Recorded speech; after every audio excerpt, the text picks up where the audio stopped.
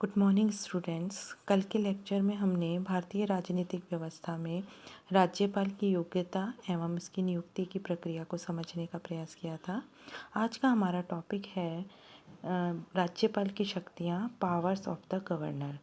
संविधान में जो है राज्यपाल को व्यापक शक्तियाँ प्रदान की गई हैं और राज्य में राज्यपाल की वही स्थिति है जो केंद्र में राष्ट्रपति की मानी जाती है। इस संबंध में जो संविधान के जो प्रसिद्ध ज्ञाता हैं दुर्गादास, उनका कहना है कि राज्यपाल की शक्तियाँ जो हैं वो राष्ट्रपति के समान है, सिर्फ कूटनीतिक, सैनिक और संकटकालीन अधिकारों को छोड़कर। राज्यपाल जो है वो राज्य का हेड है, राज्य का प्रधान होता है और कार्यपालिका संबंधी सभी कार्य जो हैं उसके नाम से किए जाते हैं। संवैधानिक रूप से उसे अपने अधिकारों को उपयोग करने की पूरी स्वतंत्रता है और वह अपने कार्य के प्रति राष्ट्रपति के सिवा अन्य किसी के प्रति उत्तरदायी नहीं होता। राज्यपाल को उसके कार्यों में सहायता और उसको एडवाइस देने के लिए एक मंत्रिपरिषद होती है और व्यवहारिक रूप में राज्यपाल मंत्रिपरिषद के परामर्श से ही कार्य करता है। इसलिए व्यवहार में राज्यपाल के अधिकार और कर्तव्य वास्तव में मंत्रिपरिषद के अधिकार और कर्तव्य ही माने जाते हैं। राज्यपाल जो है उसकी शक्तियों को अगर हम देखें तो वह इस प्रकार है। सबसे पहले आते हैं कार्यकारी शक्तियाँ या एग्जीक्यूटिव पावर। राज्य की जो समस्त कार्यकारी शक्तियाँ जो होती हैं वो राज्यपाल में निहित होती हैं, जिन्हें वह स्वयं या अपने अधीनस्थ अधिकारियों के द्वारा संपादित करता है। वह विधानसभा में बहुमत दल का नेता है और सबसे बड़े गुट के नेता को विधानसभा में सर्वाधिक संख्या के समर्थन जो जो है उस प्राप्त जिस व्यक्ति को वो मुख्यमंत्री के रूप में नियुक्त करता है। मुख्यमंत्री के परामर्श से ही वह अन्य मंत्रियों की नियुक्ति करता है और उनके विभागों का वितरण करता है। अगर निर्वाचन में राज्य विधानसभा में किसी भी दल को अगर स्पष्ट बहुमत प्राप्त नहीं होता है तो राज्यपाल जो है वो अपने विवेक के आधार पर निर्णय लेने का उसको अवसर मिल जाता है। राज्यपाल जो है वो जो चीफ मिनिस्टर होता है उसकी सलाह पर अन्य मंत्रियों को बर्खास्त करता है। मुख्यमंत्री का त्यागपत्र समस्त मंत्रिपरिषद का त्यागपत्र माना जाता है और राज्यपाल की जो कार्यकारी शक्तियों का विस्तार जो है वो राज्य सूची में उल्लिखित विषयों तक है। संवर्ती सूची के विषय में वह राष्ट्रपति की स्वीकृति से अपने अधिकारों का प्रयोग कर सकता है। राज्यपाल जो है वो राज्य के महाधिवक्ता, राज्य लोक सेवा आयोग के अध्यक्ष एवं सदस्य, जो माइनॉरिटी कमीशन है उसके अध्यक्ष एवं जो भी महत्वपूर्ण जो इम्पोर्टेंट जो भी कमीशन है उनके अध्यक्ष और सदस्यों को नियुक्त करता है। राज्य सेवाओं के में की जाने वाली महत्वपूर्ण नियुक्तियाँ जो हैं वो भी राज्यपाल द्वारा ही की जाती है। उच्च न्यायालय के प्रधान व अन्य न्यायाधीशों की नियुक्ति भी राज्यपाल के परामर्श से ही की जाती है। राज्यपाल जो है वो एंग्लो इंडियन जो कम्युनिटी होती है उसमें से एक सदस्य को राज्य विधानसभा में मनोनीत कर सकता है यदि राज्य विधानसभा में उसका प्रतिनिधित्व नहीं है। राज्यपाल शासन के विषय में मंत्रिपरिषद से किसी भी रूप में और किसी भी प्रकार की सूचना जो है वो प्राप्त कर सकता है। मुख्यमंत्री जो है वो उसका कर्तव्य है, इसकी ड्यूटी है कि वह राज्यपाल को मंत्रिमंडल के निर्णयों से अवगत कराए और राज्य में संघ सरकार की आज्ञाओं को पालन कराने का दायित्व भी राज्यपाल का है। अतः राज्यपाल का जो है वो ये ड्यूटी बन जाती है कि वह राज्य प्रशासन की जानकारी से संघ सरकार को सूचित कर सके। यानी केंद्र सरकार और राज्य सरकार के बीच में मध्यस्थ की भूमिका जो है वो किसके द्वारा निभाई जाती है? राज्यपाल के द्वारा परफॉर्म की जाती है। राज्यों में यदि संवैधानिक संकट उपस्थित हो जाए, राजनीतिक अस्थिरता हो या अन्य किसी भी कारण से संवैधानिक तंत्र जो है वो असफल हो जाए तो राज्य की स्थिति के विषय में राष्ट्रपति को जो अपना रिपोर्ट जो है वो राज्यपाल जो है वही प्रेषित करता है और उस प्रतिवेदन के आधार पर ही आर्टिकल 356 के अंतर्गत राज्य में राष्ट्रपति शासन जो है वो लागू किया जाता है। राष्ट्रपति शासन के समय राज्यपाल की भूमिका बहुत शक्तिशाली बन जाती है और वह वास्तविक शासक की भूमिका का निर्वाह करता है। अनेक बार तो ऐसा होता है कि राष्ट्रपति शासन की जो अवधि होती है उसमें राज्यपाल वास्तविक मुख्यमंत्री के रूप में भी आचरण करने लगता है। गवर्नर जो है वो मंत्रिपरिषद का मार्गदर्शक है, अभिभावक है और वह अपने मंत्रिपरिषद के सदस्यों को चेतावनी, सलाह और प्रोत्साहन देने की क्षमता रखता है। सेकंड जो है वो होती है विधायी शक्तियाँ। Legislature power. और राज्यपाल जो है उसको विधायी शक्तियाँ भी प्राप्त है। राज्यपाल राज्य के विधानमंडल का अनिवार्य अंग है। वही विधानमंडल का अधिवेशन बुलाता है, सत्रावसान करता है। राज्यपाल जो है उसको विधानसभा को स्थगित करने और विघटित करने का भी अधिकार है। वह राज्य के जो विधानमंडल है, दोनों सदन जो है ना, विधानसभा और विधान परिषद के संयुक्त अधिवेशन को संबोधित करता है। विधानमंडल द्वारा पारित कोई भी विधेयक तब तक कानून का रूप धारण नहीं कर सकता जब तक राज्यपाल उस पर अपनी स्वीकृति न दे, परंतु यदि वह वित्त विधेयक है तो स्वीकृति देने से वह इनकार नहीं कर सकता है।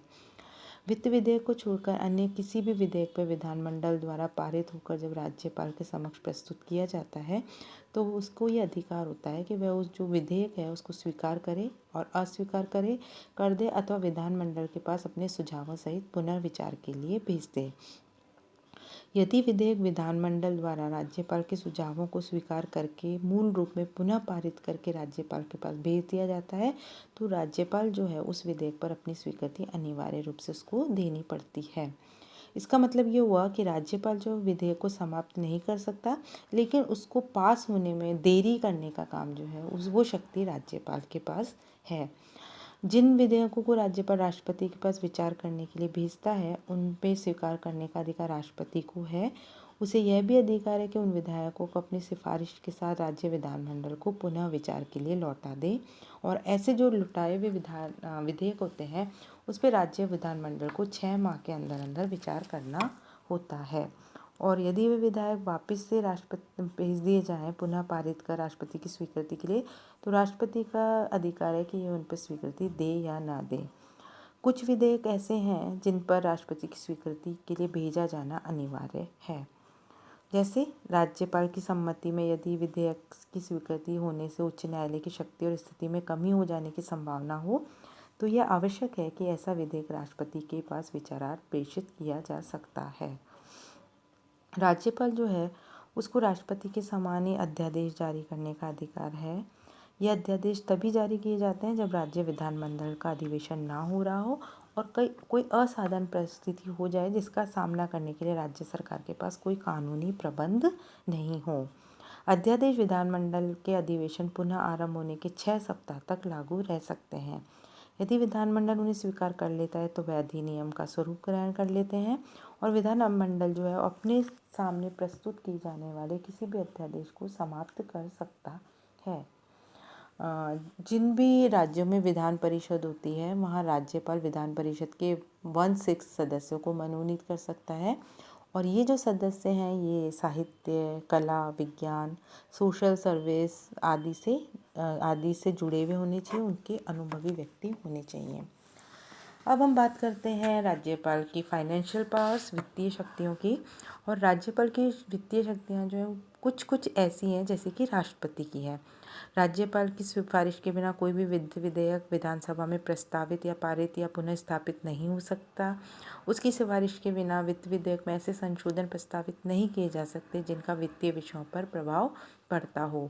किंतु यदि किसी संशोधन या विधायक के द्वारा किसी कर में कमी अभिष्ट है तो वह उस स्थिति में राज्यपाल की सिफारिश की आवश्यकता नहीं है।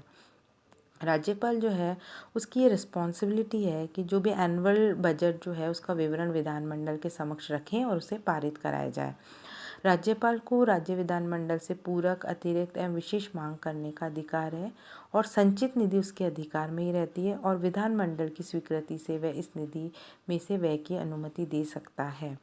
राज्यपाल द्वारा राज्य के खर्च की जांच की गई वार्षिक रिपोर्ट उसी के द्वारा विधानमंडल में रखवाई जाती है।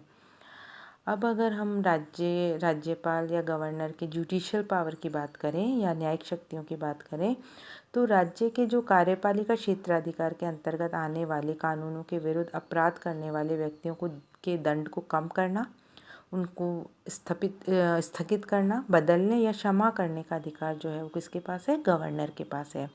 गवर्नर जो है अपनी न्यायिक शक्ति का प्रयोग मुकदमे से पूर्व, मुकदमे के मध्य, मुकदमे के बाद कर सकता है। राष्ट्रपति जो है उच्च न्यायालय के मुख्य न्यायाधीश की नियुक्ति करते समय राज्यपाल से अवश्य सलाह लेता है। जिला व सत्र न्यायाधीश की नियुक्ति राज्यपाल के द्वारा की जाती है और राज्यपाल के विरुद्ध तब तक न्यायालय में अभियोग नहीं चलाया जा सकता जब तक कि वह अपने पद पर पदासीन है।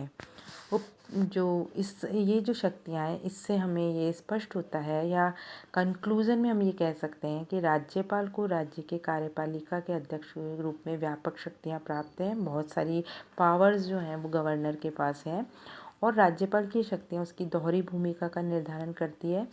एक तरफ तो वह राज्य का संवैधानिक अध्यक्ष है, दूसरी तरफ वह केंद्र सरकार के एजेंट के रूप में एक भूमिका का भी निर्वाह करता है। राज्यपाल जो है उसकी सफलता इसी में निहित है कि वह जो दोनों भूमिकाएं, इनके बीच में कोऑर्डिनेशन करके सामंजस्य स्थापित करे, संतुलन स्थापित करके अपनी कार्यशैली का निर्धारण करे। कुछ अपवादों को छोड़कर राज्यपाल की स्थिति संवैधानिक अध्यक्ष की है, और उसके अधिकारों का प्रयोग मंत्रिपरिषद द्वारा उसके नाम से ही किया जाता है। कल जो लेक्चर होगा उसमें हम राज्यपाल की स्वविवेकीय शक्तियों को समझने का प्रयास करेंगे। Thank you.